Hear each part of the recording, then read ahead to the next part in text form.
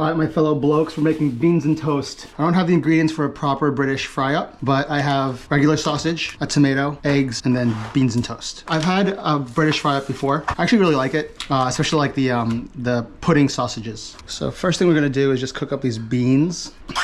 Unlike American beans, these are just cooked in, I like kind of a tomato sauce. I do love a good bean though. Okay, while that goes, let's cut up a tomato. This should actually be kind of quick since the sausage is already cooked. And then I'm just gonna cook everything in bacon fat.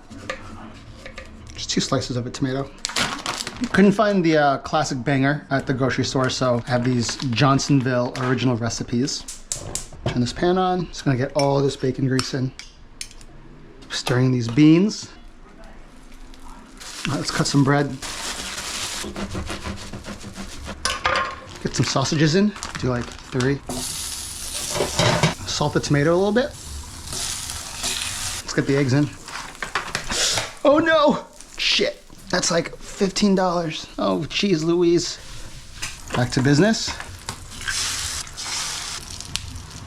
Gonna flip the tomato, stir the beans. I cut this bread up a little bit. Get some butter in the pan. Nice amount of butter. And dip, dip, dip, dip, and then flip. We can start taking stuff out. Some sausages. A little cracked pepper on the tomato. A little bit of salt on the eggs. Toast on the plate. And finally the beans. Just drizzle them on like this, right in the middle. All right, we got some beans and toast. Let's try this. Let's begin with some beans and toast. A little soggy.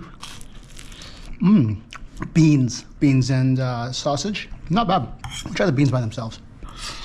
All right, I buy it. It's still a meme, but it's still good. Oh, let's try this tomato. The acidity and sweetness kind of balances everything out. Okay, that's it. I'm eating my beans. Goodbye.